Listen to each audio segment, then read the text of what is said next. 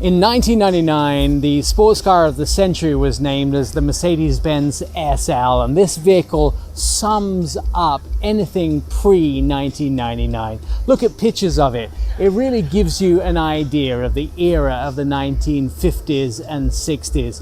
But the next generation of SL has just been shown for the first time, and this may be the sports car carrying us forward.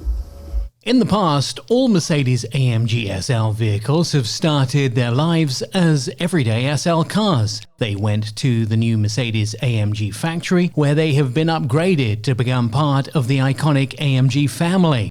After 70 years, this is the first time that the SL AMG was developed from the ground up as an AMG. It is not the only first for this most iconic sports car. It is the first time that Mercedes AMG puts its power down on the road with all-wheel drive. One of the things that I love about Mercedes is the fact that you can change the car setup, including drive modes, right from the wheel here. The steering wheel has these little drive mode buttons. You can do this individual program, which starts with individual, comfort. You can go to sport, sport plus, and then this different mode, which is the track mode, the race mode. And the race mode, if you put your foot down, you get that unbelievable AMG gurgle. So you put your foot down, then let your foot off. Oh, that gurgle. Oh, gurgle, gurgle. Listen to that. I could do that all day, and it just makes me smile from mustache edge to mustache edge. Makes a boy happy. Oh, I love that sound.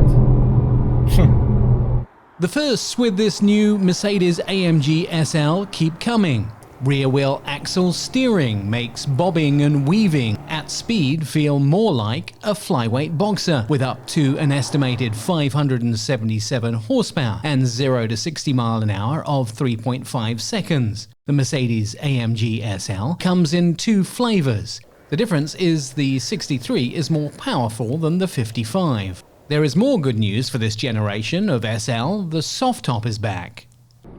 Now here is the perfect demonstration of AMG engineering. I'm driving in heavy freeway traffic in California, and this vehicle on the inside is so quiet. Listen to it. I'm doing about 65, 70 miles an hour with trucks all around me, and that's partly because of the acoustic engineering in a soft top. I'm actually in a soft top, and this has 3 layers above me, including the middle layer, which is acoustic. Although the myth says it's always sunny in California, we did get a few sprinkles of rain and some cooler weather. And because the sun only shines on TV, Mercedes thought of everything. But it will actually sit 4 people, and it does come with 2 different kinds of seats, but there's a scarf in it. And when I say a scarf, this makes it super comfortable with the top down. The exterior design of the new Mercedes AMG SL carries forward the iconic look of the brand, but on a new path. Every SL before it has carved out a new look for itself, as has this SL.